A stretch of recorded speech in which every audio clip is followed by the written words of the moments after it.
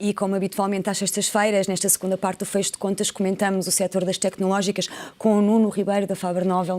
Nuno, boa tarde. Antes de mais, obrigada por estares aqui no Fecho de Contas. E hoje começamos por este diferente que tem oposto o FBI e a Apple relacionado, portanto, com um desbloqueio de um iPhone. O que é que está aqui em causa? Várias coisas. Para já não está em causa apenas o desbloqueio de um iPhone. Portanto, não é uma história nova. Já no passado tinha existido uma espécie de guerra entre as tecnológicas, não apenas a Apple, mas todas as tecnológicas, Google, Apple, Facebook, e esta questão da privacidade dos seus utilizadores.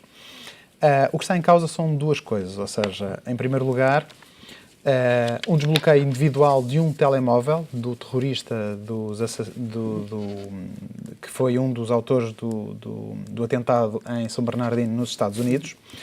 A Apple terá colaborado com o FBI em tudo o que pôde para desbloquear.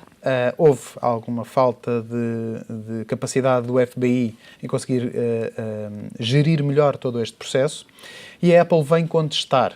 Ou seja, basicamente, o que o FBI pretende com esta decisão do Tribunal é que a Apple altere o código do seu sistema operativo para que seja possível entrar neste iPhone, e isto é aquilo que alega o FBI, mas o que vai acontecer se a Apple cedesse nessa questão, seria que poderia expor todos os iPhones e todos os dispositivos com iOS.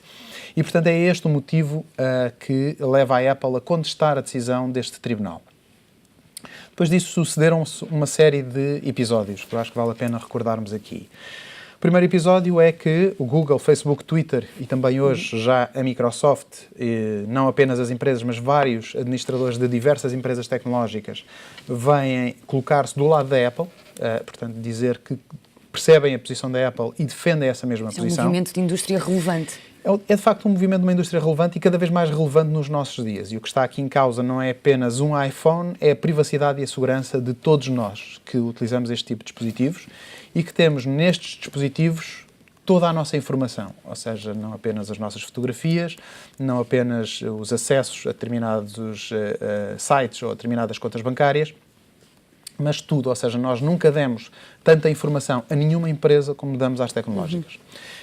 E, portanto, o facto de a Apple ceder, criando aquilo que é uma chave mestra ou uma backdoor, uma porta de entrada, em que seja possível o FBI aceder a outra organização, abre-se um precedente. Ou seja, é possível também, do ponto de vista informático, que piratas informáticos consigam aceder a estes dispositivos, colocando em causa não apenas uma pessoa, mas uma comunidade de utilizadores deste tipo de dispositivos. E, portanto, é isto que, sobretudo, está em causa. E eu acho que, de facto, a Apple tem razão nesta questão. Ou seja, estas empresas crescem muito, sobretudo, graças à confiança que nós, enquanto indivíduos, depositamos nestas empresas. A seguir, John McAfee, da McAfee, que tem antivírus, vem dizer que defende a Apple e diz que ele próprio está disponível para ajudar o FBI a desbloquear aquele iPhone, se o problema é o iPhone, que ele desbloqueia isso. Bill Gates deu uma entrevista ao Financial Times e depois veio corrigir ou clarificar a sua posição numa entrevista à Bloomberg. Inicialmente até foi mal interpretado e parecia que estava contra... Exatamente. O que aconteceu foi uma má interpretação e Bill Gates, na entrevista à Bloomberg, diz que estava triste, inclusive, pela forma como foram deturpadas as suas palavras. Ou seja, que a Apple, o que diz é a Apple devia colaborar o máximo possível naquele iPhone e que deve haver um debate muito sério sobre este tema. E é exatamente este o ponto que Tim Cook refere. Tim Cook deu uma entrevista esta semana à ABC News, de cerca de 26 minutos, onde clarifica de uma forma muito relevante a forma como a Apple e o FBI têm vindo a colaborar. E a Apple tem colaborado o máximo possível com o FBI nesta área e, obviamente, evitando a criação de backdoors. E porquê? Porque não apenas fica exposto a piratas informáticos, a serviços de espionagem e a outros governos, ou seja, porque é que o governo francês não pede também esse desbloqueio à Apple, no caso dos atentados de Paris. E, portanto, há aqui, de facto, uma questão de privacidade e segurança, e Tim Cook pretende levar este tema não apenas para os tribunais, mas sim também para o Congresso norte-americano, onde irá, certamente, posteriormente, envolver Barack Obama, e ele próprio diz nesta entrevista que levará o tema ao presidente norte-americano. Okay. E em relação a, já que falamos da Microsoft, falamos também de Bill Gates, que elegeu a redução de CO2 como uma das suas prioridades. É de facto Bill Gates todos os anos elege uma missão, ou define uma missão naquilo que é a sua ação de filantropia. Este ano foi a redução do CO2, ou seja, de facto ele percebe que o CO2 tem vindo a aumentar por diversos motivos, não apenas porque a nossa população tem vindo a subir, mas também porque o dióxido de carbono resultante das diferentes indústrias tem vindo a aumentar.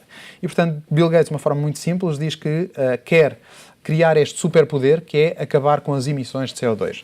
E, portanto, percebe ele, nesta equação que ele criou entre população, serviços, energia e emissão de CO2, que o resultado tem de ser igual a zero. E, portanto, vai investir cerca de $1.000 milhões da sua simpática fortuna para criar aquilo que ele chama esta fórmula mágica e este milagre. E, portanto, vai investir seriamente na redução de CO2 no nosso planeta e criar um novo ambiente. E para concluir, passamos agora um bocadinho à componente do produto. É incontornável esta semana com o Mobile World Congress em Barcelona e a Samsung que fez o seu unboxing e a sua apresentação habitual com uma série de novos produtos, nomeadamente o novo Galaxy, o S7.